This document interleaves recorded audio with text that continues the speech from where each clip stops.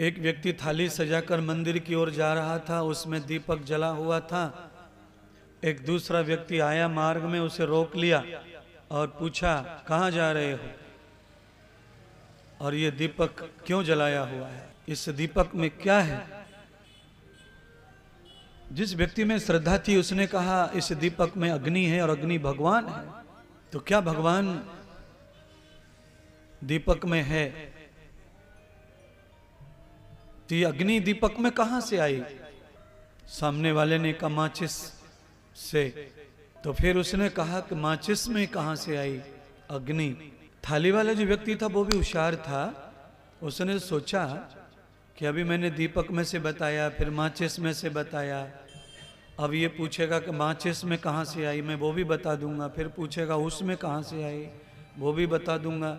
अब ये ऐसे पूछते पूछते पूछते पूछते जाएगा और इसका समाधान नहीं होगा, क्योंकि ये तो कमी निकालने के लिए आया है। सामने वाले ने कहा कि मंदिर में दोबारा दिया जला लेंगे, पर इस आदमी को यहाँ चुप करना है तो कुछ करना ही पड़ेगा। उसने फूंक मारी और दिए को बुझा दिया। और जब दिया बुझाया तो आरती पूजा वाले भगत ने नास्तिक से पूछा कि तुम पूछ रहे थे कि दिए में ज्योति कहाँ से आई, मैं बता नहीं पाया, अब तुम बता दो कि ज्योति कहाँ गई, तुम ये बताओ। तीसरा जो व्यक्ति था, एक साधु वहां से जा रहा था, उसने कहा, क्या विवाद हो गया, क्या बात हो गई है? तो कहा, ये आदमी खामखा बीच में आके अड़चन डाल रहा मेरे पूजा पाठ में। मैं दिया लेके जा रहा था, इसने कहा कि ये बताओ दिए में ज्योत कहां से आई। मैं समझ गया कि ये आदमी तर्क नहीं कुतर्क करने आया है, इसलिए मैंने दिया बुझा दिया और मैंने पूछा इससे कि बता ज्योत कहां गई। साधु ने कहा कि दोनों का समाधान हो गया। तुम ये नहीं बता पाए कि ज्योत कहां से आई और तुम ये नहीं बता पाए कि ज्योत कहां गई, इसीलिए दिए में ज्योत कहां से आई कहां गई इस विवाद में न पड़कर हम सब लोग सीधे सरल हृदय से भगवान को मान लें कि भगवान दुनिया में होता है, तो विवाद खत्म हो जाएगा। हम 4 कदम आगे भगवान की ओर बढ़ जाएंगे। नहीं तो हम विवाद में फंस करके कटेंगे, मरेंगे, लड़ेंगे और हम भगवान को 1 कदम भी आगे नहीं बढ़ेंगे, बीच में लटके रहेंगे। जितना भी समाज में सांप्रदायिक झगड़ा है वो भगवान को लेके ही तो है। जितना भी मजहबी झगड़ा है वो सब भगवान को लेकर है। इसलिए हमें किसी झगड़े में नहीं पड़ना है। हमारे ऋषियों ने हमारे ऊपर बड़ी कृपा की है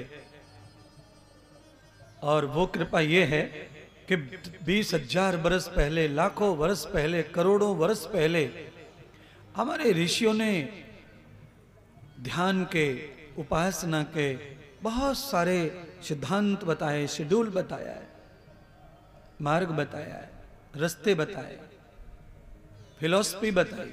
हम सभी बड़े सौभाग्यशाली हैं सब लोग, क्योंकि हमने जिस धर्म में, जिस संस्कृति में जन्म लिया है वह संस्कृति इस ब्रह्मांड की सबसे पुरानी भाषा, सबसे पुरानी संस्कृति, पूजा पाठ पद्धति है। जिस पद्धति को हम और आप फॉलो करते हैं वो दुनिया की सबसे पुरानी पद्धति है, उसको कोई मैट नहीं सकता है। दुनिया की सब संस्कृति आएंगी जाएंगी, हिंदू रहेगा नहीं रहेगा, क्योंकि हिंदू आया है तो जाना भी पड़ेगा। केवल और केवल सनातन न आया है न कभी जाएगा। तो सनातन कहता है, सर्वम भूम युक्तानाम सर्वे प्रथम दर्शिताम सर्वस्य युक्ताम परमेश्वरम प्रभु। सर्वत्र भगवान है, आप जहां चाहो वहां भगवान को तलाश कर सकते हो, खोज सकते हो। आपके अंदर गुण होना चाहिए,